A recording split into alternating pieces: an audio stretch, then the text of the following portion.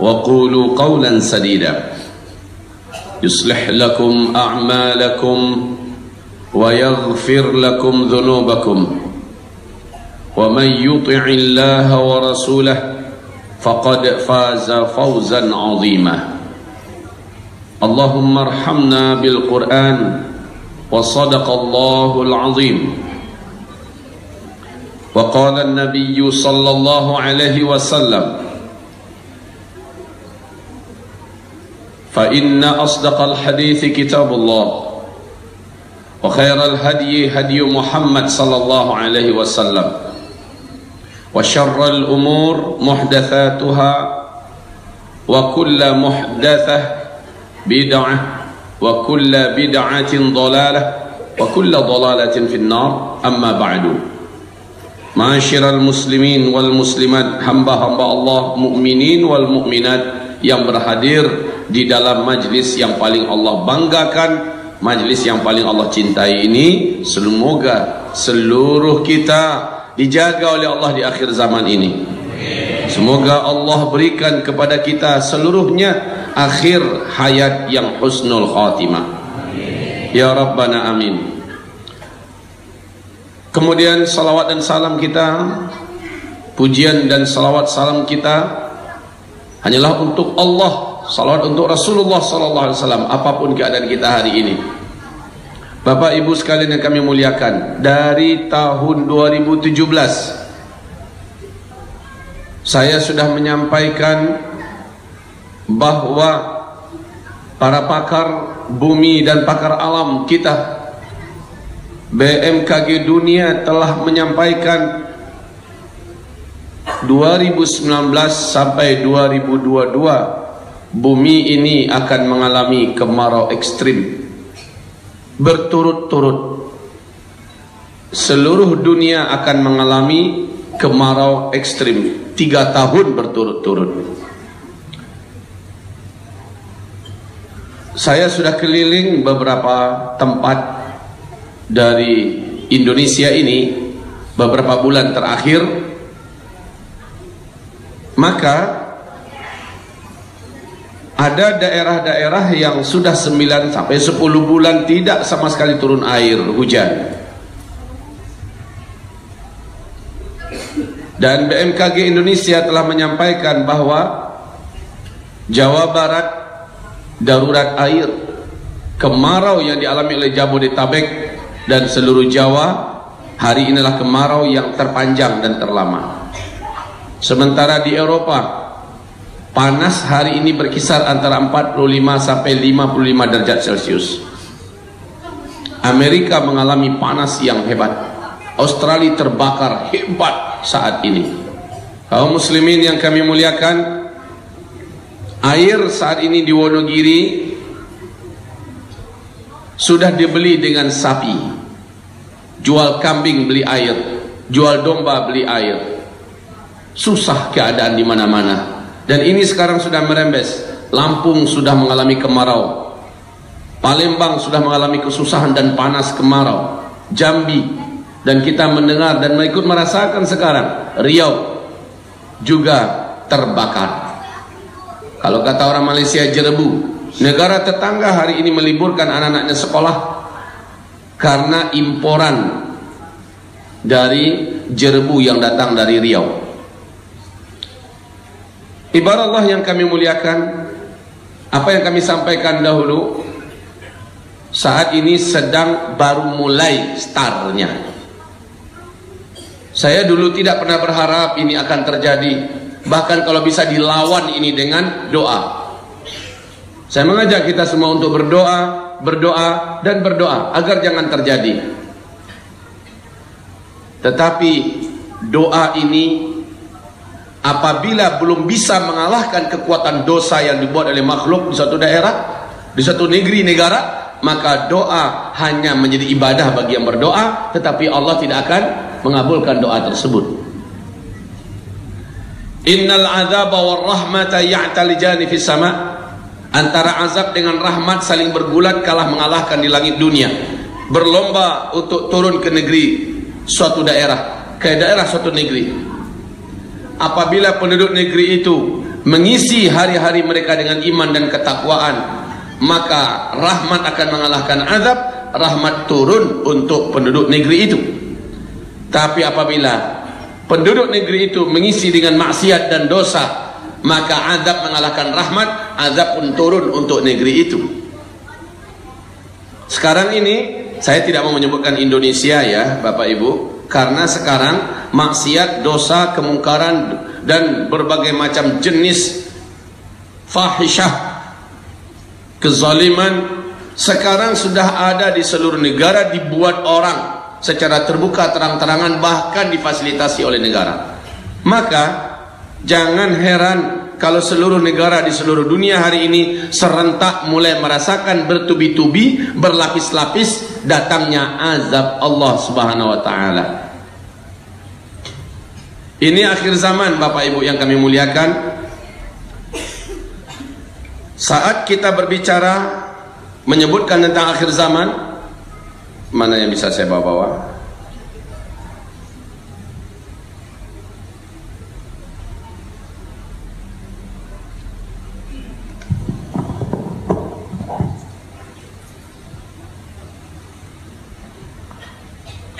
Saat saya menyebutkan akhir zaman, maka kata Rasulullah, zaman itu hanya 5 sejak beliau diutus oleh Allah Subhanahu wa taala. Zaman itu hanya 5. Yang pertama, zaman Nabi memimpin umat Islam. Yang kedua, zaman para khulafaur rasyidin memimpin umat Islam. Yang ketiga, zaman para khalifah yang menggunakan sistem kerajaan yang memimpin umat Islam. Yang keempat, zaman di mana Islam sedang tidak memimpin di mana-mana di muka bumi ini. Ini dia. Zaman keempat, Nabi menyebutkan zaman kediktatoran. Dan yang kelima, zaman akan tegak kembali pemimpinan Islam memimpin seluruh dunia. Dan inilah penutup. Ini adalah finish. Ini adalah akhir dari zaman umat Islam. Jadi zaman umat Islam ini hanya ada 5. Zaman pertama, Nabi yang memimpin selama 23 tahun. Kemudian Nabi meninggal, dilanjutkan zaman khilafah 30 tahun. Berakhir, dilanjutkan dengan masa khilafah dengan sistem kerajaan. Khilafah dengan sistem kerajaan. Ini yang paling lama, selama 1227 tahun. Zaman yang ketiga ini telah selesai, telah juga berakhir, yaitu runtuhnya khilafah Islamiyah pada tanggal 3 bulan Maret tahun 1924 di Turki ya. Runtuhnya khilafah Islamiyah berakhir, sudah zaman ketiga. Kita sekarang berada di zaman keempat, dan ini udah sampai di ujung Pak, di ujung. Kita mau menuju ke zaman keempat, ke zaman kelima. Zaman kelima, Islam akan kembali dipimpin oleh khilafah Islamiyah. Dan pada zaman inilah dunia kembali tenang setenang-tenangnya. Zaman pertama, kedua, ketiga, 2/3 dunia dipimpin oleh Islam. Dan zaman kelima, 100% nanti dunia akan dipimpin lagi oleh Islam. Di masa ini, kata Rasulullah, di zaman ini hidup bagaikan dalam surga dunia. Tidak ada satupun bencana alam terjadi. Sementara di penghujung fase keempat atau zaman keempat, semua bencana terjadi. Kemarau, kebakaran, gunung meletus, meledaknya, terjadinya gempa di mana-mana, tsunami di mana-mana, kehancuran ekonomi global, pembantaian, pembunuhan dan sebagainya. Segala macam bencana terjadi di sini. Makin ke ujung di fase keempat makin hebat. Tapi di fase kelima semuanya sudah tidak ada bencana apapun. Tidak ada bencana alam.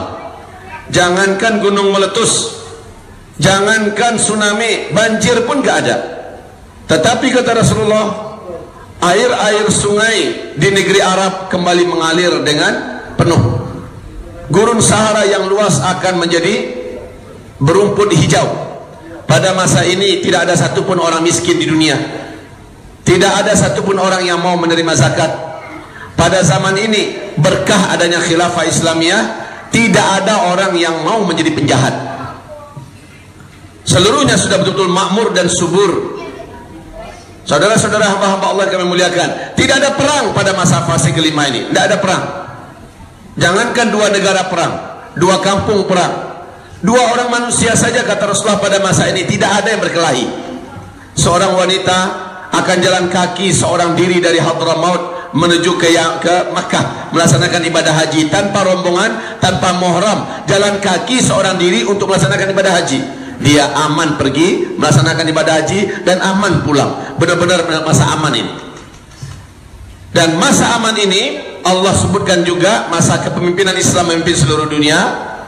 Allah sebutkan juga dalam Al-Quran surat An-Nur surat 24 ayat yang ke-55. Ini pasti terjadi. Di hadis yang sahih ini, inilah urutan penutup daripada umur umat Islam. Setelah ini saya buat, perhatikan Bapak Ibu, garis seperti ini. Ini adalah umat Islam menyaksikan terjadinya peristiwa tanda besar kiamat yang ke-7. Ternyata tanda besar kiamat yang ke-7 adalah angin lembut yang sejuk lagi berbau wangi kasturi akan bertiup dari negeri Yaman. Dan angin ini ternyata bukan angin biasa. Angin ini membawa pesan khusus, yaitu pesan kematian. Dengan cepat angin ini membungkus seluruh dunia. Siapapun orang yang kenal dengan Allah dari umat Nabi Muhammad, dia ada iman kepada Allah, angin ini ketika mengenai tubuh orang itu, terhirup olehnya angin yang lembut, sejuk, berbau wangi kasturi ini, maka saat itu, di tempat itu, langsung dia tergeletak meninggal dunia. Serentak seluruh muka bumi, umat Nabi Muhammad meninggal dunia. Yang tersisa hidup setelah itu, kata Rasulullah, adalah orang-orang yang tidak mengenal Allah sama sekali. Satu atau dua generasi setelah itu, barulah kiamat besar, kehancuran alam semesta. Jadi kabar baiknya, kita semua tidak akan menyaksikan kiamat besar, kehancuran alam semesta. Karena kita Allah wafatkan dulu di tanda besar kiamat yang ke-7. Tanda besar kiamat itu ada 10 kata Rasul. Yang pertama, kedua, ketiga dan keempat ada terjadinya di penghujung fase keempat, fase kita. Kemudian tanda besar kiamat yang kelima, keenam terjadinya di fase kelima, dan yang ke-7 ya, langsung habis kita seluruh umat Islam. Baik Bapak Ibu yang kami muliakan, kita sedang berada di sini. Saya akan jelaskan ini dengan lebih luas ya. Saya ingin jelaskan ini lebih panjang insyaallah taala.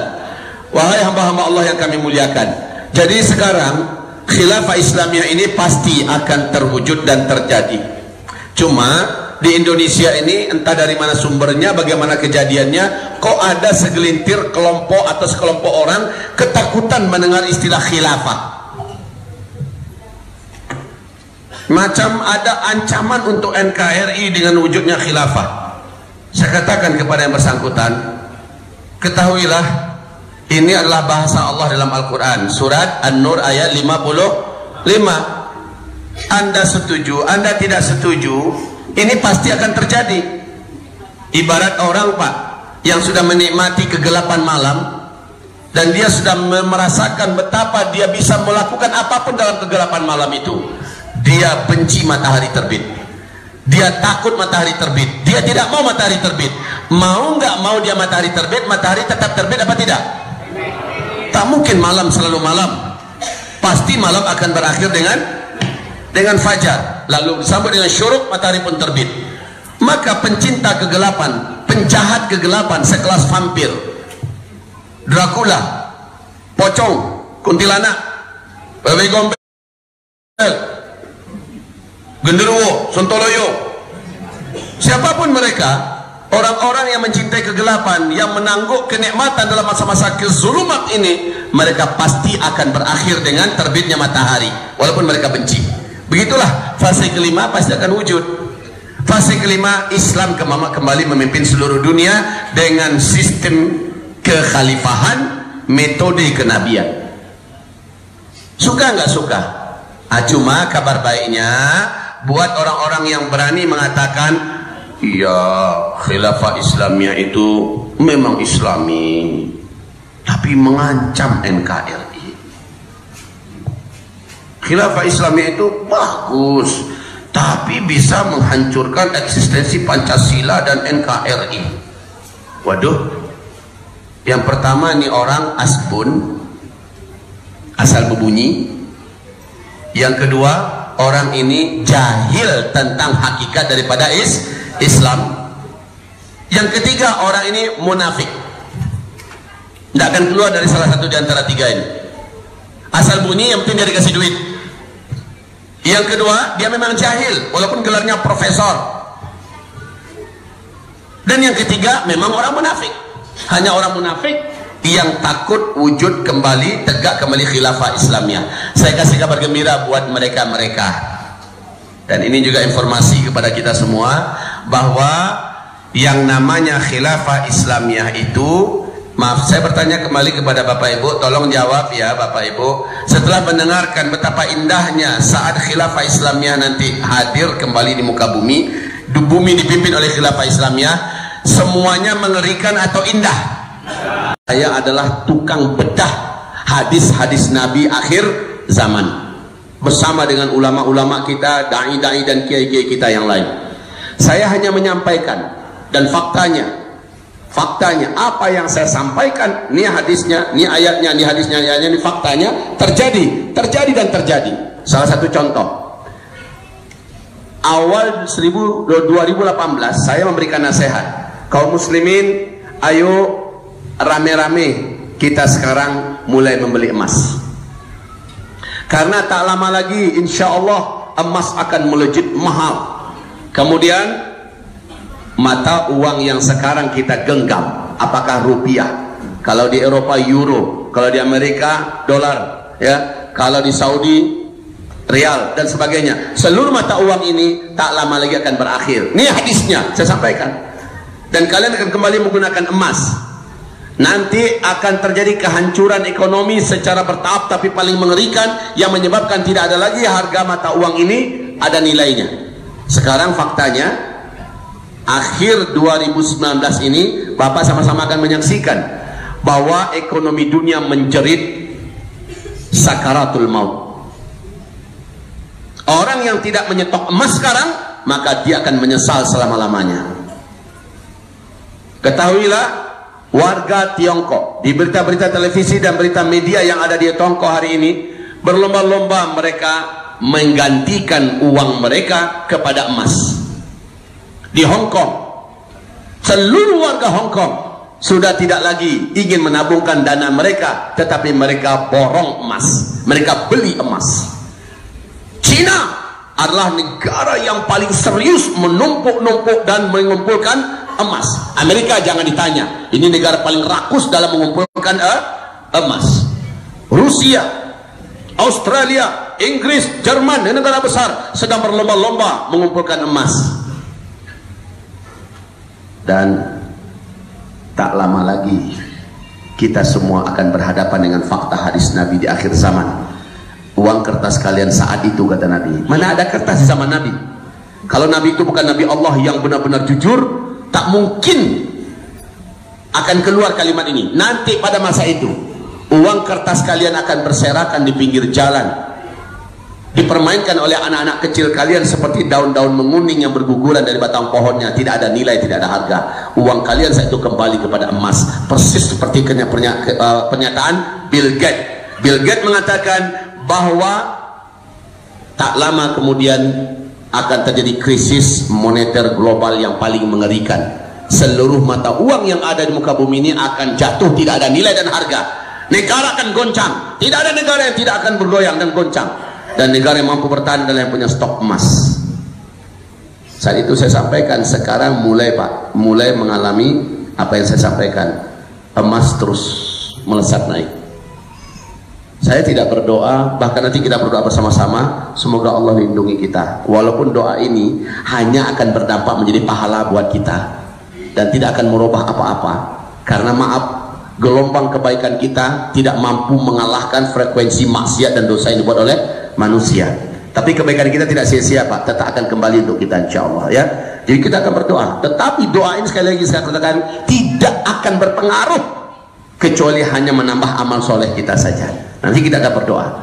Namun saya katakan, pasca atau setelah pelantikan presiden Oktober besok di Indonesia, kita akan menyaksikan kehancuran ekonomi yang sangat mengerikan untuk di Indonesia dan juga untuk seluruh dunia. Bapak yang tak punya emas merintih bapak ketika itu. Ibu yang tak menyimpan emas baru akan terasa dan sadar bahwa uang kita sudah tidak ada nilai dan harga.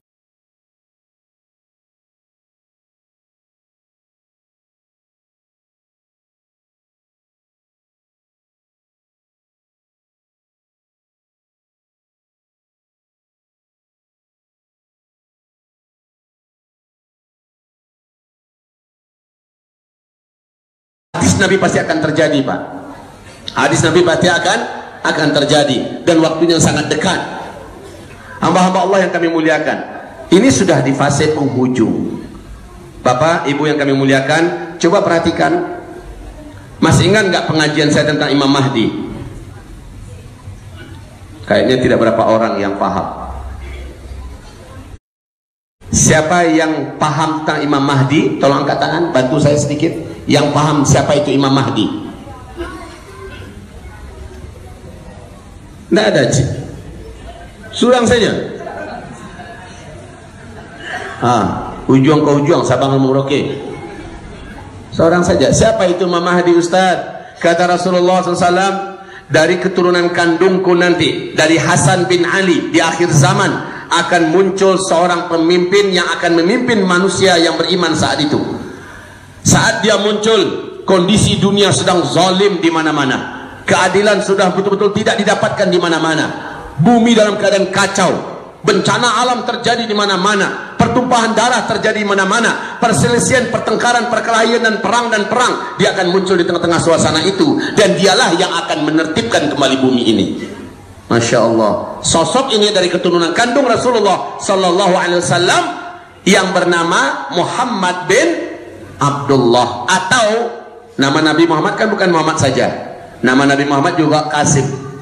Pokoknya Nabi berkata yusbihusmuhu ismi, namanya mirip dengan namaku, wasmu abihi ismu abi, nama ayahnya mirip dengan nama ayahku. Dan nama Nabi Muhammad kan banyak, Muhammad, Mustafa, Qasim, Yasin, ya, ini nama-nama, dan Ahmad, ini nama-nama Nabi Muhammad SAW. Bisa jadi nama, tapi ayahnya Abdullah. Nah ini, Qasim bin Abdullah, Muhammad bin Abdullah, Ahmad bin Abdullah, Mustafa bin Abdullah, Yasin bin Abdullah, yang mana saja. Dan dia nanti dibaiat di depan Ka'bah di usia 40 tahun, kata Rasulullah. Dia mirip dengan saya akhlaknya, tapi tak mirip dengan saya fisiknya. Nabi menyebutkan rambutnya seperti apa. Rambutnya, kata Rasulullah, pirang, panjangnya segini, jenggotnya hitam sampai sedada, dahinya lebar, alisnya seperti bulan sabit yang indah, hidungnya mancung dan tulang hidungnya lurus indah. Hidung-hidung mau diawak kok tak laku dong. Kedua bibirnya, bibir atas dan bibir bawah ideal tebalnya, sama tebalnya, indah dilihat. Giginya, satu gigi dengan gigi yang lain dapat dimasukkan sehelai benang. Dan dia tidak fasih melafazkan huruf ro. Tingginya tidak terlalu tinggi dan juga tidak rendah. Dadanya bidang dan bulu dadanya lembut dan halus. Perutnya apa? Suspek pas suspek. Cakep, Pak. Parut muda-muda awak kau ada kulit musibah kan ada laku. Ya. Warna kulitnya, kata Rasulullah SAW, coklat kegelap-gelapan. Dan dia dibayar nanti di depan Ka'bah di usia 40 tahun. Dia menolak dan dia selalu mengatakan, bukan saya, cari yang lain, kalian salah orang, bukan saya. Tapi dipaksa oleh ulama-ulama yang mau membayatnya, dipaksa. Terakhir ulama itu berkata kepadanya, kalau engkau tidak mau menerima bayat kami, kalau engkau tidak mau memberikan tanganmu untuk kami bayat sebagai pemimpin kami, maka seluruh dosa orang-orang kafir, orang-orang jahat, orang-orang zalim di muka bumi ini yang menghabisi Islam, yang menghabisi ulama, yang menghina Islam, engkau yang tanggung, karena hanya engkau, kata Rasulullah, yang sanggup menghentikan seluruhnya. Mendengarkan itu, sosok yang akan memimpin kita ini termenung. Dan hari ketika itu sudah malam, kata Rasul. Apa katanya? Izinkan saya bermunajat kepada Allah malam hari ini. Maka para ulama dan para pemuda-pemuda yang soleh pun mengamankannya, dan dia pun bermunajat sepanjang malam. Fa aslahahullahu fi lailah, dalam satu malam itu Allah perbaiki keadaannya, Allah upgrade kekuatannya. Dia diberi Allah kemampuan, dari nggak tahu bagaimana cara memimpin, Allah masukkan kemampuan cara memimpin kepadanya. Dari nggak ngerti seluk-beluk perang dan bagaimana cara menghentikan semua peperangan yang terjadi di muka bumi, Allah masukkan kemampuan sehingga dia mengerti. Ya, Bapak Ibu, Rasulullah mengatakan saat kemunculannya ditandai dengan perselisihan 3 calon pemimpin Mekah Madinah. Ini sudah mulai, Pak, sudah mulai. Dan kemunculannya ditandai dengan Jazirah Arabia, menurut turun salju di sana. Sudah, Pak, sejak 2011 sampai sekarang, ya, makin tebal saljunya. Karena kata Rasul, kalau kamu dengar Al-Mahdi sudah dibaiat di depan Ka'bah, maka dimanapun kamu berada wajib kamu berbaiat dengannya, walaupun kamu merangkak di atas salju. Salju sekarang sudah mulai jatuh pula di Mekah dan di Madinah. Ini tanda-tanda yang tidak terbantahkan kaum muslimin. Dan Al-Mahdi akan muncul ketika terjadi gempa-gempa di Arab Saudi. Jadi saya beri tanda begitu aja ya tandanya. Pertama, mati dulu Raja Salman. Nah, 3 orang ini kelahi enggak? Itu dulu tandanya, Pak. Yang kedua, gempa-gempa enggak Arab Saudi? Oh ya, yang 3 orang yang kelahi tadi itu menyebabkan Arab Saudi menutup pintu untuk umrah dan haji. Rasul berkata di akhir zaman akan ada tahun di mana umatku terhalang melaksanakan ibadah haji dan umrah. Kenapa? Keamanan sama sekali tidak ada karena orang kelahi, sehingga bandara-bandara ditutup, ya. Maka umat ini terhalang melaksanakan ibadah haji dan umrah. Setelah itu terjadi gempa-gempa di Arab Saudi. Pertanyaan, kok bisa ya Arab Saudi gempa? Pernah zaman Nabi terjadi gempa di Madinah. Nabi langsung letakkan telapak tangannya di bumi. Apa kata Rasulullah? Bukan sekarang, belum sekarang wahai bumi. Tenanglah, belum sekarang. Lalu Nabi mengatakan nanti di akhir zaman akan terjadi gempa-gempa akibat dosa dan maksiat di tanah ini, yaitu Jazirah Arabia, khususnya Arab Saudi. Sekarang Nabi mengatakan sallallahu alaihi wasallam, masuk ke asal.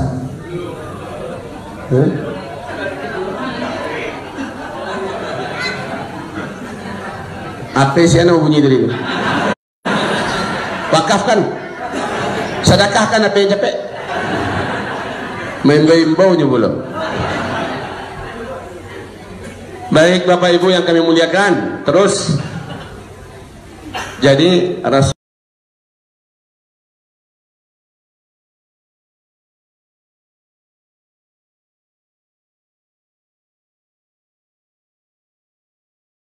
ini paling ketat menjaga prostitusi, minum-minuman keras, musik-musik, ikhtilat, menjalankan syariat. Betul Pak? Tapi ketika Muhammad bin Salman yang memegang Arab Saudi resmi menjadi negara liberal. Arab Saudi sekarang meresmikan 200-an bioskop seluruh Arab Saudi di kota-kotanya, Pak. Night club dibuka, konser musik raksasa digelar. Bahkan di Madinatul Munawwarah konser musik. Donald Trump resmi mengumumkan secara sepihak Yerusalem adalah ibu kota Israel. Masya Allah, geram, sakit hati. Tapi di satu sisi saya mengatakan yes. Kenapa yes? Berarti inilah yang dimaksud Nabi, bahwa Baitul Maqdis di akhir zaman dijajah kembali. Bukankah Baitul Maqdis di dalam Yerusalem? Yerusalem diakui sebagai ibu kota Israel oleh Amerika Serikat. Maka otomatis Yerusalem, Baitul Maqdis jatuh ke tangan musuh Allah, ya kan? Akan dibebaskan kembali oleh Allah dengan tentara terbaik dari hamba-hamba Allah terbaik yang datang dari luar. Dan ini pas dengan surat Al-Isra. Yang akan membebaskan Baitul Maqdis itu nanti bukan orang Palestina, Pak, tapi tentara terbaik yang datang dari luar yang tak pernah terkalahkan. Maka yang terbukti tak pernah terkalahkan itu adalah Emirat Islamiyah Taliban. Saya yakin. Dan ciri-ciri hadis yang lain Nabi mengatakan bendera hitam yang akan berbaiat menjadi tentara terhadap Imam Mahdi nanti datangnya dari timur, dan mereka dari Khurasan. Ciri fisik mereka begini kata Rasulullah, pakaian mereka begini, jubah mereka begini, tubuh mereka kurus-kurus dan mereka tinggi-tinggi. Ciri khas mereka begini, dan mereka memiliki cara tempur yang belum pernah ada manusia sebelumnya bertempur seperti mereka, dan mereka tidak pernah dikalahkan, tapi mereka selalu mengalahkan. Maka ciri-ciri itu lengkap dengan Emirat Islamiyah Taliban. Saya yakin bendera hitam itu yang dimaksud adalah Taliban yang akan berbaiat nanti dengan Mahdi. Maaf ya, bukan Indonesia. Kan banyak orang yang merasa kegeeran kan, Indonesia aku nampaknya kok. Cobalah cari lihat sesudah dibakar bendera hitam, wow, bendera hitam berserak di Indonesia kok. Bukan. Di Indonesia ini emang ada sejarah pertempuran kita yang tak terkalahkan. Acok kalah malah. Sementara mereka nggak pernah kalah. Dan mereka tinggi-tinggi, aja deh badan awak. Mereka tinggi-tinggi, kurus-kurus kata Rasulullah. Awak semeter lebih sekitik. Itu besar-besar loh. Kali ini kan tidak. Akhlak mereka kata Rasulullah, ya Allah, dan seterusnya dan seterusnya.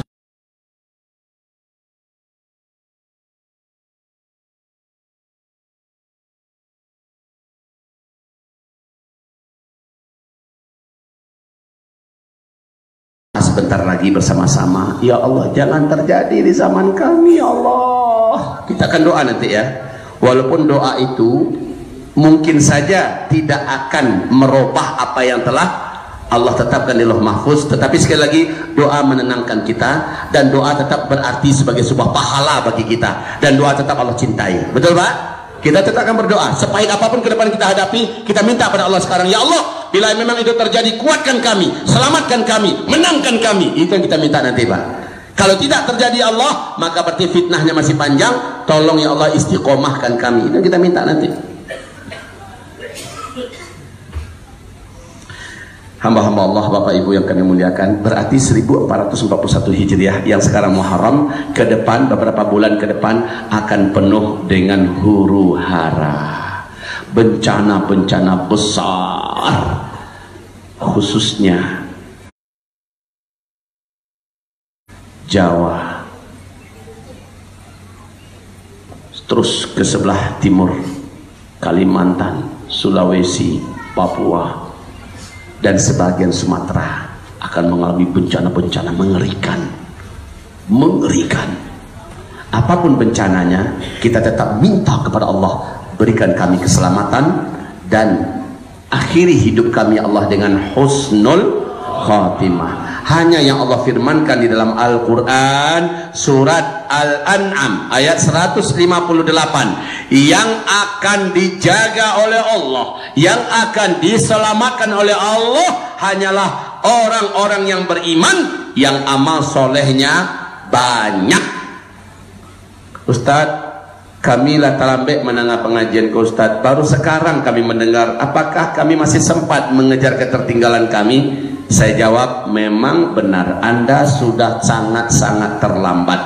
Kalau Nabi perintahkan, berlomba-lombalah kalian memperbanyak amal soleh ketika kalian menyaksikan di negeri Syam sudah membara fitnah peperangan dan pembantaian. Fitnah Syam. Nah, fitnah Syam ini perintah Rasulullah, badiru bil a'mali fitanan. Berlomba-lombalah kalian memperbanyak amalan soleh, berlomba-lombalah fitanan di masa-masa fitnah. Di hadis yang lain mengatakan, fitnah itu standarnya bukan Rohingya, bukan Uighur, bukan Yaman, bukan berbagai negara, bukan Indonesia, tapi standarnya adalah wal fitanu bisyam. Standar fitnah itu adalah Syam. Syam ini di mana? Suriah.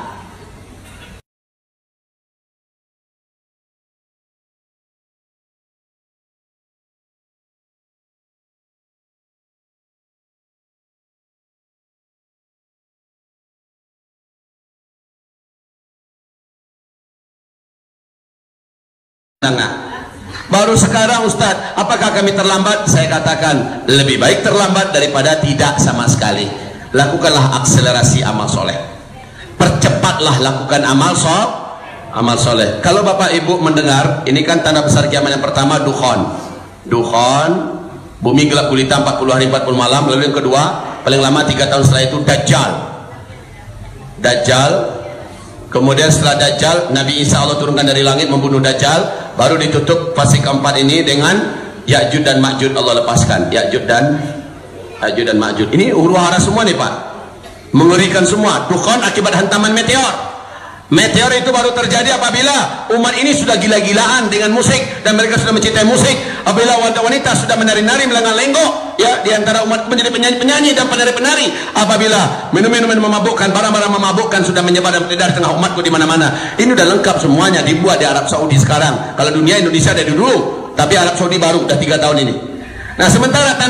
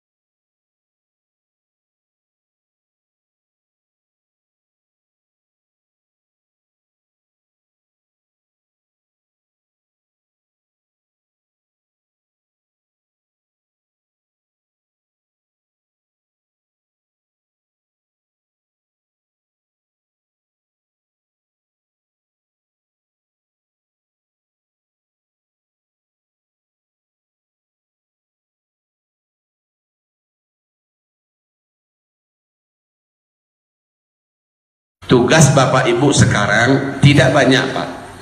Simak ada hadis akhir zaman dan lihat fakta-fakta yang ada. Lalu tugas Bapak Ibu sekarang adalah, ayolah wahai Bapak Ibu, stoplah berbuat salah. Mari kita berlomba-lomba beramal soleh. Stop amal salah, mari menuju amal soleh. Kuatkan iman, kuatkan akidah, luruskan tauhid, perbanyak amal. Perbanyak amal, perbanyak amal. Jangan sok-sokan juga lagi. Saya paling kuat, saya paling lurus, saya paling hebat, saya paling benar, saya paling kaya, saya paling pintar, saya... Sudahlah, stoplah. Yang gitu-gituan sudah tidak boleh ada dalam kehidupan kita. Ini sudah ada dekat sekali. Sudah dekat sekali. Wahai kaum muslimin yang kami muliakan. Ditambah dengan hadis dhaif berikut ini, yaitu dari start ke finish. Berapa lama masanya? Nabi sebutkan ternyata masanya. Sekalipun ini hadis yang dhaif, tetapi masih tetap dalam lingkungan perkataan Rasulullah SAW. Dan hadis dhaif memang tidak dijadikan akidah bagi kita, tidak dijadikan sebagai sumber dalil dalam urusan usuluddin. Minimal dijadikan sebagai sumber informasi, dan kita hargai dan kita muliakan hadis ini. Apa kata Rasulullah? Dari start ke finish, umur umatku adalah 1400 Hijriah. Di hadis yang kedua 1500 Hijriah. Maka para ulama ahli hadis mengatakan umur umat Nabi dari start ke finish adalah antara 1400 Hijriah ke 1500 Hijriah. Umat Nabi sudah meninggal serentak. Sekarang sudah 1441 Hijriah. 1441 Hijriah. Hijriah itu sejak Nabi hijrah nih, hijrah dari Mekah ke Madinah. Menghitung umur umat Nabi sejak Nabi Muhammad Allah utus sebagai Nabi dan Rasul, bukan sejak beliau hijrah. Maka berarti setelah beliau jadi Nabi dan Rasul, beliau tinggal dulu di Mekah selama 13 tahun sebelum hijrah. Artinya 1441 Hijriah ini harus ditambahkan 13 ini, tambahkan 13. Hasilnya adalah 1454. Ini yang udah jalan ya. Seandainya paling lama 1500 saja, tinggal kurangi Pak. 1500 kurang 1454, sisanya 46 tahun lagi paling lama hitungan Hijriah umat Islam tersisa hidup di muka bumi. Maka serentak kita meninggal dunia. Bukan kiamat loh kok. Ini bukan kiamat, tapi habisnya umat Islam di muka bumi. Artinya ini paling lama 46 tahun. 46 tahun ini kita akan menyaksikan semua kejadian yang dahsyat ini Pak, sampai masa-masa aman. Ya Allah, sudah tak lama lagi. Maka apa yang mau kita pertahankan dari sombong-sombongan kita? Enggak ada. Tidak ada yang layak kita pertahankan dari sok-sokan. Dosa stoplah, sudahlah. Mumpung kita masih ada duit, mumpung tanda tangan kita masih laku, mumpung kekuasaan dan pengaruh kita masih bisa dipakai, mumpung telunjuk kita masih sakti, ayo manfaatkan semuanya untuk agama Allah, untuk dekat dengan Allah Subhanahu wa Ta'ala. Ini pesan saya penutup. Bukan berarti habis saya menyampaikan ini kemudian Bapak Ibu pulang ke rumah mindsetnya menjadi salah dan keliru, melihat masa depan gelap, menatap masa depan tidak ada selera dan tidak ada lagi semangat. Ada kiamat, ada kiamat ngaji nggak leleh. Yang salah itu adalah jangan mencari harta untuk 7 turunan niat kita. Itu yang keliru. Baik Pak, yang anak SMA kelas 3 sekarang ini, pas pulang ke rumah besok ya paknya, Pak mau dengar ceramah dari Pak. Iya Pak dengar loh. Ladangan tadi kan Pak kecil Ustaz ada kek kamai kan. Allah Pak. Tuh Pak, tamat SMA bisa ke kuliah juang leh. Enggak Pak, ayo tuh.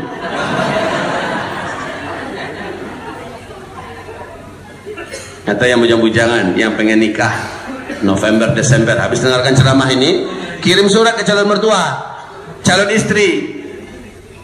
Kalau masih ada rezeki buat kita, kita lanjutkan nanti di surga aja ya. Sekarang kita fokus ibadah. Pak, bukan seperti itu. Bapak-bapak yang PNS atau Pak polisi habis pulang pengajian dari sini buat surat resign, mengingat, menimbang udah dekat kiamat, memutuskan resign dari tugas saya mengatakan mundur ya. Jangan begitu ya Pak ya. Yang PNS habis dengarkan ceramah ini kesimpulannya negatif. Bukan begitu. Tetapi kita ambil kesimpulan seperti para sahabat ambil kesimpulan. Apa kesimpulan para sahabat? Kesimpulan para sahabat itu positif. Ya Allah, sudah dekat. Dunia ini tak lama lagi. Mumpung saya masih hidup, mumpung umur masih ada, saya harus melakukan yang terbaik untuk menyelamatkan nasib akhirat saya. Mumpung saya masih hidup, mumpung umur masih ada, saya harus melakukan yang terbaik untuk memperberat timbangan amal soleh saya. Saya harus menjadi manusia yang paling berarti, paling terbaik. Dan akhirnya mereka saling berlomba-lomba mengalahkan sahabat-sahabatnya yang lain untuk menjadi manusia yang paling soleh. Itu yang terjadi Pak. Akhirnya mereka total dalam menyembah Allah, total dalam mendampingi Rasulullah, dalam berdakwah dan berjuang, dalam bela Islam, bela agama. Masya Allah, inilah yang terjadi. Dan ini yang kita harapkan setelah Bapak mendengarkan kajian ini. Ya Pak, Bu, setelah mendengarkan kajian ini, persis seperti kata Nabi, besok sudah mau kiamat. Besok nih, udah pasti mau kiamat. Hari ini masih ada satu butir biji kurma di tangan kamu yang dapat kamu tanam. Apa kata Rasulullah? Tanam. Besok udah mau kiamat, masih ada satu biji kurma yang bisa ditanam. Tanam kata Nabi. Nabi kan tahu Pak, kurma kalau hari ini ditanam 4-5 tahun yang akan datang baru mulai berbuah. Padahal besok udah mau kiamat, tapi Nabi masih suruh tanam. Itu maksudnya apa? Sedekat apapun huru hara, bencana, musibah dan lain-lainnya itu akan terjadi, apapun yang positif hari ini bisa Bapak mulai. Walaupun hasilnya nanti 10-20 tahun yang akan datang, hari ini bisa dimulai, mulai hari ini. Karena Allah tidak tanya kepada kita hasilnya apa. Allah tak tanya itu. Allah tanya pada kita apa yang sudah kamu buat. Betul tidak? Betul Pak. Makanya 3 minggu yang lalu lahir anak saya yang ke-18. Saya katakan tadi, niat saya anak ini nanti 20-30 tahun yang akan datang kelak menjadi ulama-ulama besar. Kan itu harapan saya. Ustadz yang menyampaikan ada ke Ustadz, biarlah. Iya ada kayaknya. Itu ndak urusan nambah, urusan nambah adalah buat hari ini apapun yang bisa dilakukan, walaupun hasilnya 20-30 tahun yang akan datang, walaupun besok udah mau kiamat, hari ini masih sempat saya buat kebaikan itu, maka saya akan buat. Saya mendirikan pesantren tingkat SMA dari PAUD, TK, SD, SMP dan sekarang tingkat SMA. Yang kami terima Pak anak-anak yang sudah hafiz Al-Quran dan hafiz Al-Quran. Dan alhamdulillah mereka belum punya gedung, belum punya tempat sekolah, belum punya tempat ruang belajar dan asrama. Ini yang kami kejarkan. Dan sejak November sampai sekarang alhamdulillah sudah 85%, tinggal 15% lagi, 3 lantai. Caranya saya tidak pernah masukkan ke Arab proposal, masukkan ke perusahaan BUMN, ke pemerintah minta bantuan, nggak pernah Pak. Caranya saya ambil ceramah, saya sampaikan pada kaum muslim, ayo siapa yang mau tolong, kita bangun sama-sama, kita cetak para ulama di sana. Saya ngajar Pak, Senin, Selasa, Rabu, Kamis saya ngajar. Betul-betul saya yang mengerami anak-anak bareng dengan ustaz yang lain. Jumat 1 minggu saya keliling dakwah macam ini. Saya keliling dakwah. Target saya 7 tahun anak-anak ini bersama kami Pak, dari tingkat tamat SD 7 tahun sampai tamat tingkat SMA, setara dengan S1 dari Timur Tengah. Kan lama tuh target saya. Padahal udah dekat huru hara. Ini yang saya katakan, saya tidak peduli. Tetap apa yang bisa saya lakukan hari ini saya lakukan. Maka itulah yang seharusnya menjadi prinsip Bapak Ibu. Apa yang positif hari ini yang bisa kita buat, walaupun 20-30 tahun yang akan datang baru membuahkan hasil, padahal udah dekat ini huru hara, biar kita mulai lakukan sekarang. Begitu saran saya. Maka yang akan menikah setelah mendengarkan ceramah ini, yang paling bagus itu malah dipercepat pernikahannya. Itu baru benar. Apa ibu sampai pulang colek bininya Pak, anak wak baru 2 dia kemek lah dake itu ada wak tambah capek kan begitu, itu baru benar ya. Tapi yang ingin menambah usaha dengan cara nambah lagi utang riba, stop. Yang negatif-negatif ini stop, udah dekat ini stop. Hamba-hamba Allah yang kami muliakan, semoga bermanfaat yang saya sampaikan. Jadi nanti pulang saling kasih semangat yang lain. Ini udah dekat waktu kita. Hanya orang beriman yang amal solehnya banyak lah yang akan diselamatkan oleh Allah. Ayo kita berlomba-lomba, bangunkan tahajud, saling tahajud. Ayo rumahnya jadikan rumah Quran, anak-anaknya jadikan anak-anak Quran. Semua keluarga rekatkan dan lekatkan dengan agama, udah dekat. Dan jangan ragu-ragu bela Islam, bela agama Allah, bela negara, jangan ragu-ragu. Dan jangan ragu-ragu untuk bersama dengan para alim ulama kita menuju fase kelima. Kita akan tetap eksis di barisan terdepan untuk melakukan menyongsong kemenangan Islam. Walaupun berat tantangan yang kita hadapi, maka kita akan hadapi bersama-sama. Menjelang Ramadan tinggal sisa 8 bulan lagi dari sekarang. 8 bulan lagi tersisa. Saya minta 8 bulan ini kepada Bapak Ibu semua, persiapan-persiapan akhir zaman tolong benar-benar disiapkan Pak. Tolong buka ceramah Ambo nanti di YouTube ya, judulnya adalah persiapan dan amalan akhir zaman. Apa judulnya? Persiapan dan amalan akhir. Amalkan itu segera. Dengarkan, pulang resiko buka, dengarkan dengan seksama persiapan dan amalan akhir zaman. Seandainya benar ternyata Ramadan 1441 Hijriah hantaman meteor menabrak bumi ini, ada yang lupa tadi musafikan ya Pak. Rasul mengatakan hantaman meteor nanti terjadi di pertengahan Ramadan di hari Jumat selepas sholat subuh, kata Nabi. Selepas sholat subuh. Bila kalian mendengar, maka larilah kalian ke rumah, tutup rumah kalian, pintu, jendela, lalu masuklah ke dalam kamar dan berselimutlah dalam selimut, sujudlah ke arah kiblat, bacalah Subhanal Quddus, Subhanal Quddus, Subhanal Quddus, Rabbunal Quddus. Yang melakukan itu dia akan selamat, yang tidak melakukan itu dia akan binasa dan celaka. Hari Jumat pertengahan Ramadan. Silahkan lihat kalender Hijriah kita 1441 Hijriah ini. Silahkan lihat hari apa jatuhnya tanggal 15, pas hari Jumat. Pas hari Jumat. Sementara tanda-tanda kemunculan Al-Mahdi, Al-Mahdi itu munculnya setelah hantaman meteor Pak. 3 bulan setelah hantaman meteor Imam Mahdi muncul. Nah, fixnya ini benar atau tidak? Lihat tanda-tanda beredarnya bintang berekor mengelilingi bumi 3-7 hari kata Rasulullah. 3-7 hari. Tidak satupun manusia di muka bumi pasti bisa melihat di langit ada bintang berekor mengelilingi bumi. 3 hari sampai 7. Jika itu sudah terjadi maka sudah fix, itu sudah bahwa memang benar sebentar lagi meteor, dan memang benar sebentar lagi teknologi musnah, memang benar Tuhan dimulai dan Imam Mahdi dibaiat di depan Ka'bah dan teknologi berakhir. Dan ini akan semakin dikuatkan kalau Raja Salman meninggal dunia, 3 orang putranya ini berkelahi, 3 orang calon-calon kuat ini berkelahi. Semakin kuat apabila terjadi gempa di Arab Saudi, dah 100%, 100% pasti. Itu aja tanda-tandanya Pak. Kalau indah berarti belum. Ya, tapi kalau iya, cuma saya khawatir Pak ya. Kalau saat itu Bapak lihat, oh iyo ye, baru saat itu Bapak bersiap-siap, saya khawatir nggak sempat waktunya. Dari kini waktu tersisa hanya 8 bulan. 8 bulan inilah Bapak Ibu harus bekerja keras mempersiapkan diri dan keluarga. Dan sekali lagi, tidak ada ruginya persiapan itu. Toh yang saya suruh juga tidak ada satupun yang jelek. Saya suruh perbanyak amal. Emang rugi?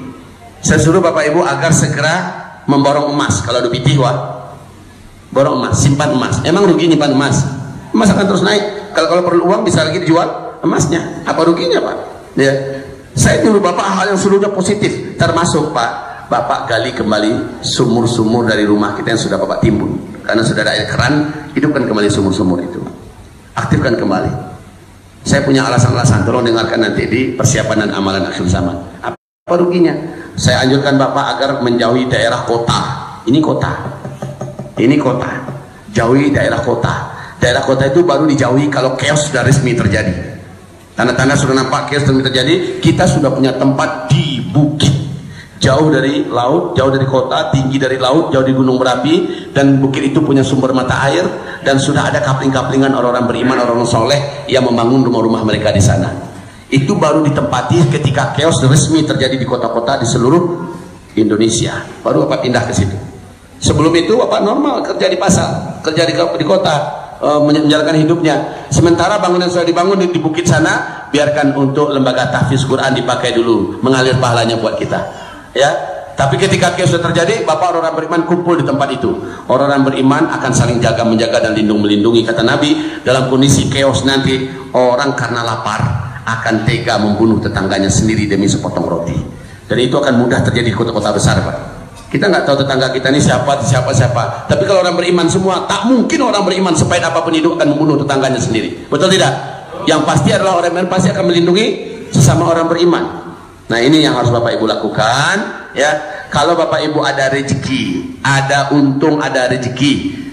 Bapak dengar ternyata Palestina dibebaskan, Baitul Maqdis sudah diumumkan khilafah Islamnya. Bapak ada rezeki, berangkatlah ke sana sesuai perintah Nabi dalam hadis sahih Muslim, karena negeri teraman dan terkuat nanti adalah Palestina. Saat itu Bapak Ibu pindah ke sana.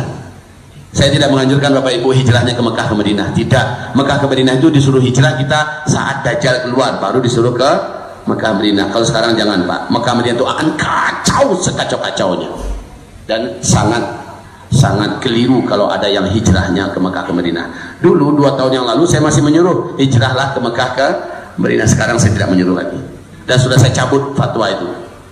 Yang sekarang saya anjurkan dalam hadis sahih Muslim, perintah Nabi adalah hijrahnya ke Palestina. Itu kalau ada duit,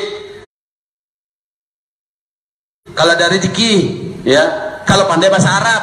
Kalau tidak menyusahkan orang sih senan. Sampai itu menganga-nganga sih kalau jual. Jadi timbang-timbanglah, baca-bacalah kemampuan diri, ya, kesiapan, kalau tidak di Indonesia saja. Baik kaum muslimin, itu nasihat saya. Sebelum kita berdoa, ada yang mau bertanya silakan kalau ada yang mau bertanya. Jika tidak ada, kita berdoa kepada Allah. Ya, silakan. Kita batasi pertanyaan tentang masalah kita aja, ya. Tidak boleh masalah fikih, apalagi curhat. Tidak boleh masalah-masalah yang di luar dari tema kita. Silakan. Walaupun masih banyak orang istighfar di muka bumi ini, ya, apalagi kiamat besar, kehancuran alam semesta. Dan memang waktu kiamat kehancuran alam semesta udah nggak ada lagi orang yang bisa istighfar, makanya terjadilah kehancuran alam semesta. Paham ya? Baik, ada lagi pertanyaan? Ini mungkin setelah ini ada lagi yang terakhir, satu nanti saya kasih ringkas, ya. Waalaikumsalam.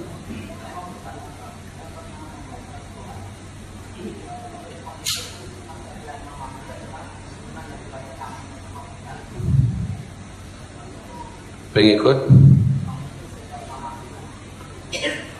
iya, hadisnya sahih, ya, iya benar, hadisnya sahih, ya. Tapi bukan hanya mereka satu-satunya, cuman termasuk di antara pengikut setia Imam Mahdi. Dari Indonesia ini juga akan ada, Antum harus ketahui, dari seluruh dunia nanti orang akan berbaiat berbondong-bondong, orang berimannya menuju Imam Al-Mahdi. Salah satu di antara kelompok dan jamaah di zaman ini yang cukup fokus mempersiapkan diri menyambut kedatangan Imam Mahdi adalah salah satunya jamaah tabligh. Mereka mempersiapkan diri betul untuk menyongsong itu. Ya, ya. Ada lagi yang lain? Salam.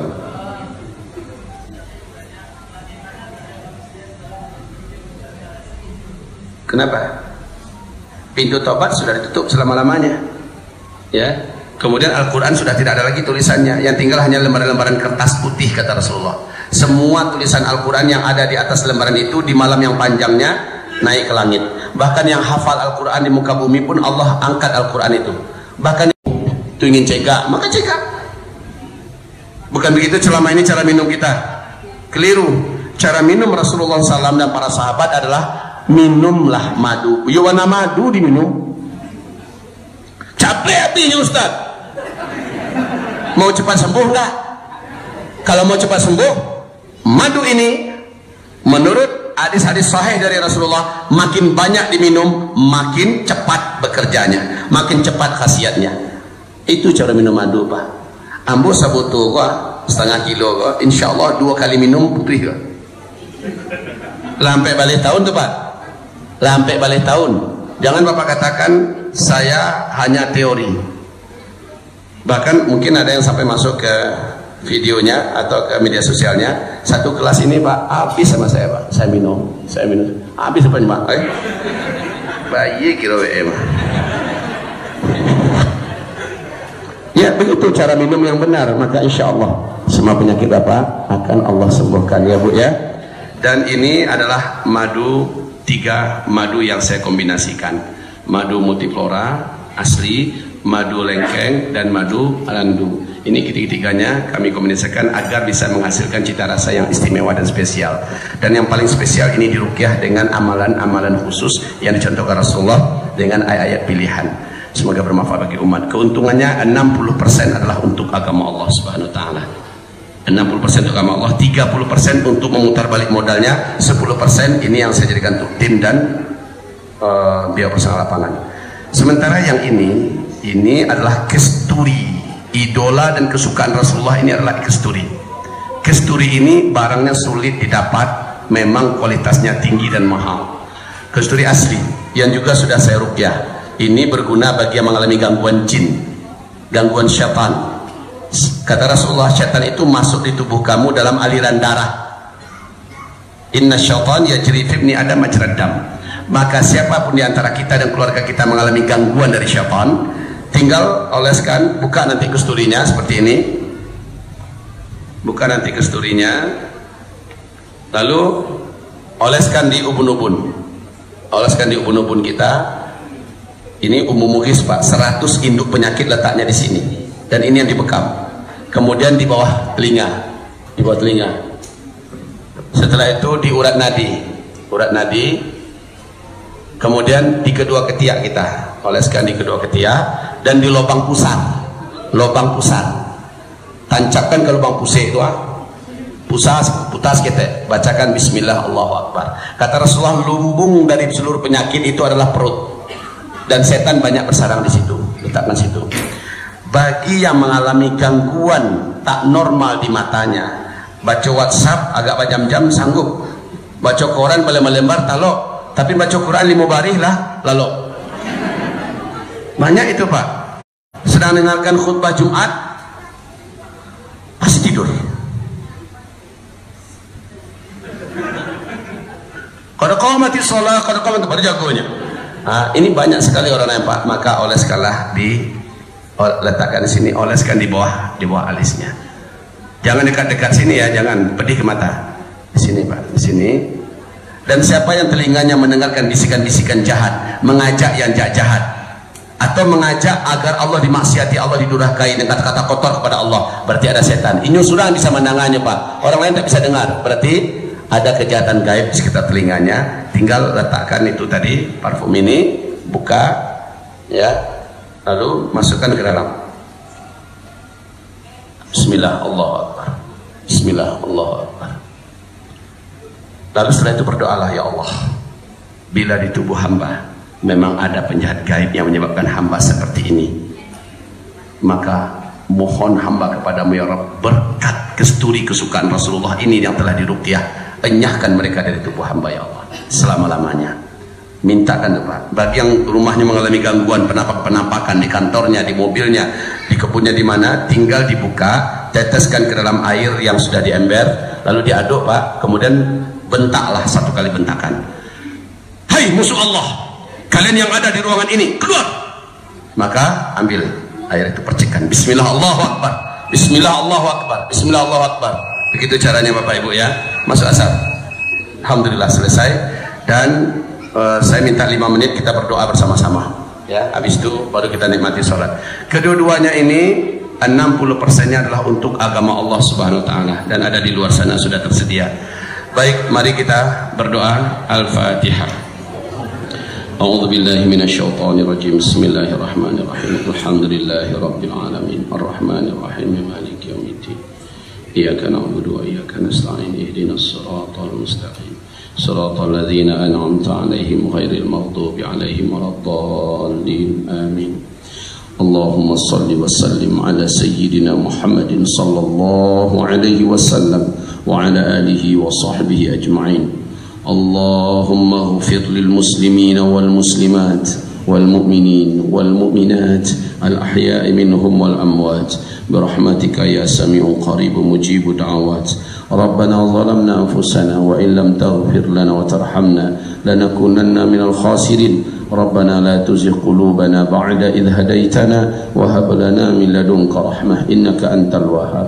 Ya Allah ya Rabb kami, lindungilah kami seluruhnya di akhir zaman ini ya Allah, dari beratnya ujian yang akan Engkau datangkan. beratnya bencana yang akan engkau timpakan, dahsyatnya petaka, musibah, huru-hara, kekacauan, kelaparan, kepanasan, kemarau ekstrim dan kehancuran ekonomi dunia serta fitnah Masih Dajjal. Ya Allah, hanya hamba-hambamu yang kuat iman dan yang banyak amal soleh lah yang akan engkau jaga dan engkau selamatkan. Maka ya Allah, kami mengaku di depanmu pada hari ini, kami telah letakkan dalam keadaan menengadah kedua telapak tangan kami kepadamu ya Allah. Kami adalah hamba-hambamu yang sangat minim amal soleh, hamba-Mu yang masih lemah iman, hamba-Mu yang banyak dosa dan maksiat. Ya Allah, kami tidak ingin termasuk di antara yang hanyut dalam petaka dan musibah bencana huru-hara akhir zaman, lalu kami sesat dan murtad. Ya Allah, kami berlindung kepadamu termasuk di antara hamba-Mu yang berguguran ya Allah di akhir zaman, hamba-hamba yang tak selamat ya Allah, kami berlindung kepadamu. Ya Allah, jadikanlah iman di dada kami, Engkau berikan kekuatan melebihi daripada kekuatan iman kami sebelumnya. Ya Allah, jadikanlah ketakwaan kami melebihi daripada ketakwaan kami sebelumnya. Tambahkanlah hidayah ke dalam hidup kami ya Allah, dan istiqomahkan kami menelusuri dan meniti siratal mustaqim di kehidupan ini ya Allah. Ya Rabb kami, jadikan kami ini hamba-hamba-Mu yang hobi dengan kesolehan, mencintai ketaatan, dan jadikan kami hamba-hamba-Mu yang benci dengan dosa dan maksiat. Ya Allah, jadikanlah kami benci dan jijik dari tempat-tempat maksiat. Ya Allah, wahai Rabb kami, jadikanlah kami sibuk melihat kesalahan dan kelemahan diri kami ya Allah, daripada menyibukkan diri melihat kesalahan dan kelemahan orang lain. Jadikanlah kami hamba-hamba-Mu yang tawadhu, hamba-hamba-Mu yang tawadhu, hamba-hamba-Mu yang tawadhu. Ya Allah, amal kami yang belum seberapa, terimalah di sisi-Mu ya Allah, dan banyak kekeliruan kami dalam beramal, ampunilah ya Allah. Tolonglah wahai Rabb kami, dosa-dosa kami yang kami buat tak sengaja atau kami lakukan dalam keadaan kami jahil, Engkau ampuni seluruhnya ya Allah. Ya Rabb kami meminta dan memohon kepadamu, satukanlah barisan Islam dan kaum muslimin ya Allah di Indonesia ini dan di seluruh dunia.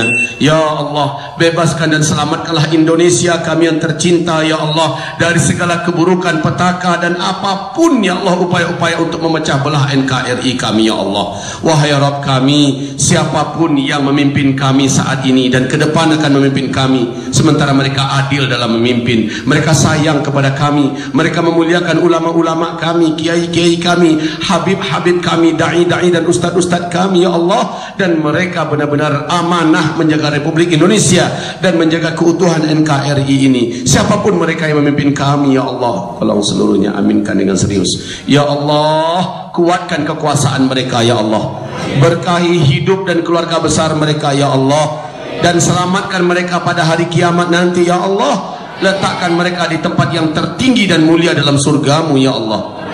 Akan tetapi wahai Rabb yang maha mendengar, siapapun yang memimpin kami saat ini dan ke depan memimpin kami, sementara mereka tidak adil sama sekali, sementara mereka benci kepada kami ya Allah, dan mereka zalim kepada kiai-kiai kami, habib-habib kami, ulama-ulama kami, dan kepada umat ini ya Allah. Siapa